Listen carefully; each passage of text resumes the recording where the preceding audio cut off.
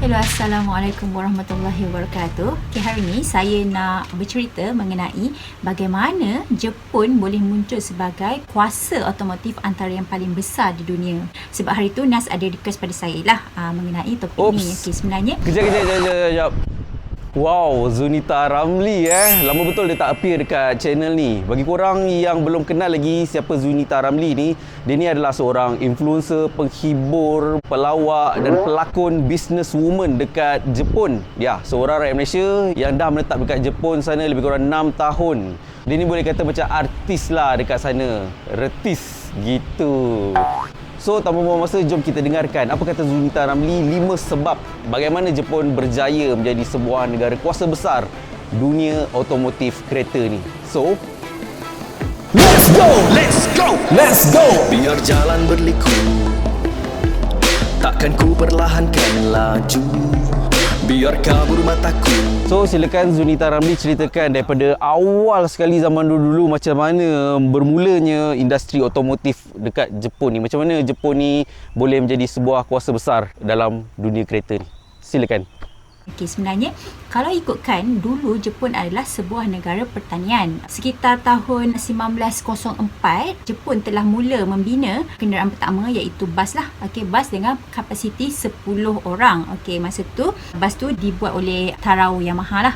Okey, and then pada tahun 1907, okey, kereta pertama fully made in Japan dibuat oleh Komanosuke Uchiyama. Maksudnya pada tahun 1907, okey, Jepun dah mula buat kereta fully made in Japan. Then fast forward, okey, 100 tahun kemudian, Jepun muncul sebagai negara ataupun muncul sebagai pengeluar kereta ketiga terbanyak dunia, iaitu selepas China dan Amerika Syarikat. Bayangkan lebih kurang 30% kereta dunia dikeluarkan oleh syarikat Jepun. Dan kalau ikut statistik, pengeluar kereta terbanyak pada tahun 2020 adalah Toyota Group, iaitu sebanyak 7.2 juta buah kereta. Okay, memang banyak lah. Okay, 7.2 juta buah kereta dihasilkan oleh Toyota Group sahaja pada tahun 2020. Toyota lagi. Tak apalah, ceritalah lalang pasal sejarah Toyota tu. Okey, alang-alang bercakap pasal Toyota ni, saya nak share sikit lah fun fact pasal Toyota. Okey, sebenarnya Toyota ni pada asalnya dia bukan syarikat buat kereta lah. Toyota pada asalnya adalah syarikat membuat tekstil ataupun kain. Tapi pada tahun 1933, okey, pengasas Toyota iaitu Shikichi Toyoda, dia telah buat satu division yang dinamakan Automatic Loom Works. Okey, division ni memang khas untuk buat kereta lah. And then from that 1933, division tu berkembang dan terus berkembang dan menjadi salah satu pengeluar kereta terbanyak dunia sampailah ke waktu sekarang lah.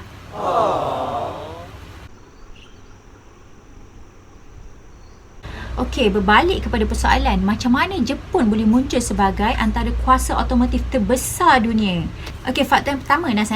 Okey, faktor pertama adalah Kaizen. Kita selalu dengar Kaizen 5S apa semua. Okey, apa itu Kaizen? Kaizen ni sebenarnya adalah budaya untuk improve atau memperbaiki. Okey, kalau dekat Jepun memang Kaizen ni memang diamalkan lah banyak-banyak syarikat. Okey, kalau nak ikutkan Nazz, masa mula-mula pengeluaran kereta Jepun ni, kualiti kereta Jepun just so-so je, macam tak adalah bagus sangat. Okey, tapi Jepun dia buat partnership dengan beberapa syarikat di Eropah untuk improve atau memperbaiki kualiti kereta mereka. Sebagai contoh, Isuzu dia buat partnership dengan Wolseley Motors, syarikat daripada United Kingdom. Nissan dia buat partnership dengan Austin iaitu British maker, dan Mitsubishi Model A adalah based on kereta Fiat Tipo 3. Partnership ni berlaku antara tahun pertengahan ke akhir 1910 lah masa tu. And Jepun memang sangat-sangat berjaya dalam proses pertukaran kepakaran, dan kita boleh lihat daripada pertukaran kepakaran ni, Nazz, kereta Jepun memang sangat-sangat improve dari segi kualiti kenderaan mereka.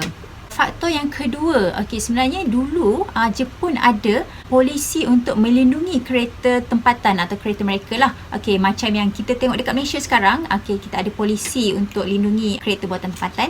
Okey, sebenarnya dulu pun Jepun ada polisi sedemikian. Okey, lepas tahun 1955, Jepun dia mengamalkan polisi ni lah. Maksudnya dia hadkan import kereta dari luar negara lah, terutama daripada Amerika Syarikat dan Jerman, sebab dia nak protect kereta-kereta buatan Jepun ni. Tapi masa tu memang banyak kritik lah. Diorang kritik sebab pasaran Jepun ni kecil, tak besar lah. Jadi memang banyak kritikan yang diterima lah masa tu. Yap, Protectionism. Dulu Malaysia pun ada buat sistem undang-undang Protectionism ni, tapi kena kritik dengan rakyat Malaysia sendiri, yang mana kerajaan kawal kemasukan kereta-kereta daripada luar negara lah, sebab nak bagi Proton dengan Pro 2 survive, nak protect.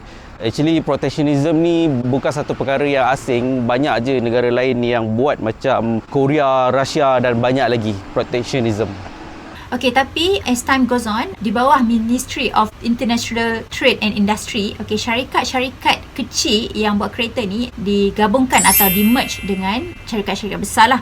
Bila syarikat-syarikat kecil ni, Nazz, kita merge jadi syarikat yang besar, jadi kapasiti pengeluaran kereta dapat ditingkatkan. Okey, kesannya, okey, kalau kita tengok pada tahun 1953, pengeluaran kereta di Jepun adalah kurang daripada 10,000 buah kereta setahun. Tapi pada tahun 1955, lebih 20,000 buah kereta dihasilkan dalam masa setahun. Dan pada tahun 1970, lebih 1 juta kereta dihasilkan dan dieksport ke luar negara. Okey, macam kita tengok memang very significant. Mereka bukan saja protect kereta buatan Jepun, tapi mereka juga boleh increase ataupun tingkatkan produktiviti penghasilan kereta. Okey, ini membawa kepada faktor yang ketiga lah, iaitu company Jepun sebenarnya dia fokus untuk conquer pasaran global. Jepun sebenarnya dia ambil advantage lah dengan kadar nilai mata wang yen yang lebih rendah daripada US. Okey, bila nilai mata wang rendah, maksudnya kereta tu dia jadi lebih murah lah bila dijual di Amerika Syarikat. Okey, buktinya pada tahun 1960, penghasilan kereta Toyota melebihi penghasilan kereta syarikat US itu sendiri. Okey, faktor yang keempat, ya Nazz, saya rasa dari segi harga dan kualiti memang tak lari lah. Okey, apa-apa yang kita beli pun kita mesti nak benda yang berkualiti dan dengan harga yang orang kata mampu milik lah. Itu juga antara faktor kenapa kereta Jepun ni digemari dan kenapa Jepun boleh menjual kereta mereka dengan kuantiti yang sangat banyak lah. Tambahan pula, macam saya kata tadi, nilai mata wang yen yang rendah menyebabkan kereta Jepun ni nampak memang sangat-sangat murah dan affordable untuk di pasaran Eropah dan Amerika Syarikat. Okey, tambahan lagi, ada krisis minyak pada tahun 1970-an melonjakkan lagi populariti kereta Jepun, sebab kereta Jepun ni terkenal dengan kereta yang jimat minyak. Okey Nazz, faktor yang kelima ataupun yang terakhir lah. Okey, Jepun sebenarnya dia mengamalkan lean car manufacturing. Mungkin ada yang pernah dengar, ada yang tak pernah dengar. Okey, lean car manufacturing ni ataupun diorang panggil juga sebagai Toyota Production System. Okey, kenapa Toyota?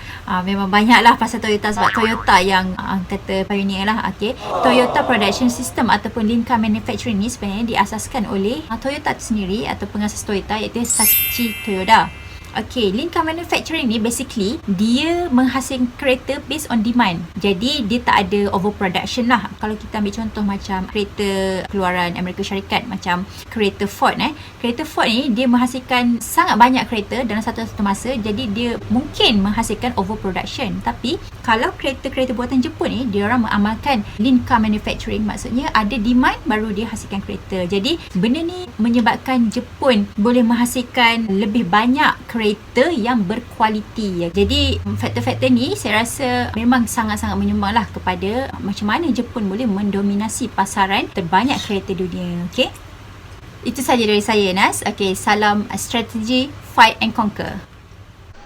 So, terima kasih kita ucapkan kepada Sis Zunita Ramli. Hope dia tak serik untuk appear, untuk feature dalam channel Nazz Abdullah ni lah. So, bagi korang yang tertanya siapakah Zunita Ramli ni, korang boleh follow dia punya Instagram, Facebook dia, dan jangan lupa subscribe channel Sis Zunita Ramli. Banyak lagi info yang dia akan kongsikan kepada kita semua rakyat Malaysia. Apakah nilai-nilai yang kita boleh contohi daripada sebuah negara yang maju seperti Jepun.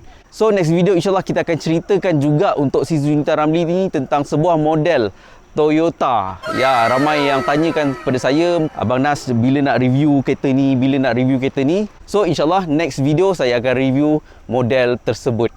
So again, sekiranya video ni berinspirasi dan berilmu pada korang semua, of course saya hargai sangat-sangat kalau korang dapat considerkan untuk smash button subscribe dekat bawah video ni dan dekat channel Sis Zunita Ramli. Akhir kata daripada saya, Nazz Abdullah. Salam strategi. Fight. Conquer. Apa strategi?